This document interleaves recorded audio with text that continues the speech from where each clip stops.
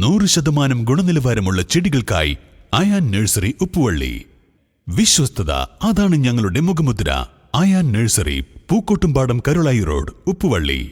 ചാലിയാർ പഞ്ചായത്തിൽ ഈ ടെൻഡർ നടപടികൾ അട്ടിമറിക്കാൻ സർക്കാർ ഏജൻസിയുടെ മറവിൽ ശ്രമമെന്ന് ആരോപണം. ഗ്രാമപഞ്ചായത്ത് പ്രസിഡന്റ് ഉൾപ്പെടെയുള്ള LDF അംഗങ്ങളാണ് ആരോപണവുമായി രംഗത്ത് വന്നത്.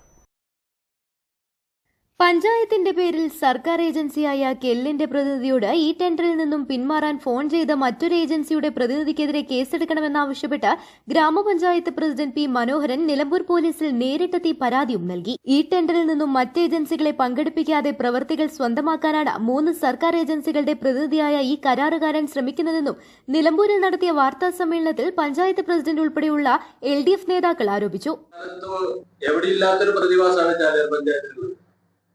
8 വാർഡ് ഭൂരിപക്ഷം പ്രതിപക്ഷത്തും പഞ്ചായത്ത് പ്രസിഡന്റ് ഇരിക്കുന്ന ഭാഗത്ത് 6 ആളുകളേ ഉള്ളൂ.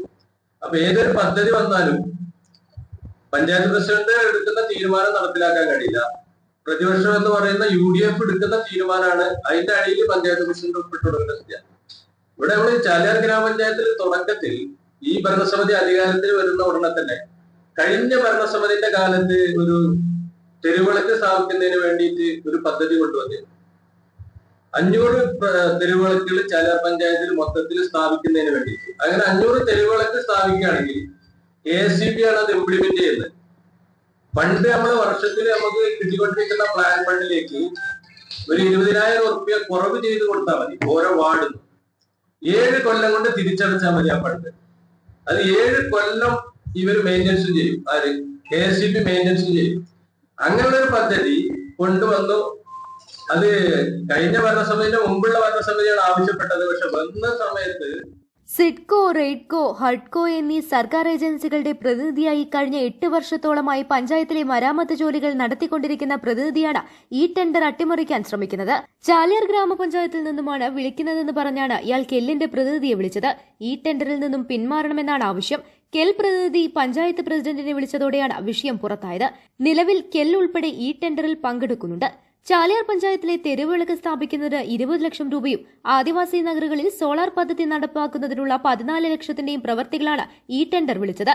ടെൻഡർ നടപടി 23-ന് പൂർത്തിയാകും.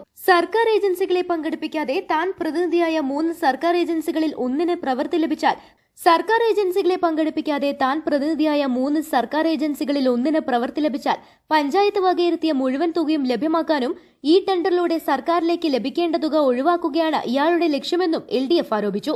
ഇയാൾ ഇതുവരെ ചെയ്ത പ്രവൃത്തികളിലും ടെൻഡറുകളിലും പോലീസ് വിജിലൻസ് അന്വേഷണം വേണം. ഇയാൾ അവകാശപ്പെടുന്ന സർക്കാർ ഏജൻസികളുടെ അനുമതിയോടെയാണോ ഇയാൾ ഇത്തരം ഇടപെടലുകൾ നടത്തുന്നതെന്നും അന്വേഷിക്കണം.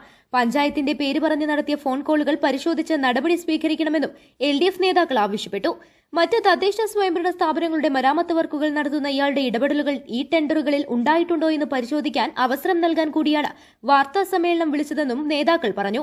വാർത്താ സമ്മേളനത്തിൽ ചാലിയാർ ഗ്രാമപഞ്ചായത്ത് പ്രസിഡന്റ് P. മനോഹരൻ, മുൻ പ്രസിഡന്റും നിലവിലെ അംഗവുമായ PT. Usman, CPM Chaliyar local committee secretary M. Viswanathan, ഗ്രാമപഞ്ചായത്ത് അംഗം K. വിശ്വനാഥൻ എന്നിവർ പങ്കെടുത്തു. News bureau, Nilambur. സ്വന്തം ഹൈസ്പീഡ് ഇന്റർനെറ്റ്, നമ്മുടെ സ്വന്തം ഇന്റർനെറ്റ്.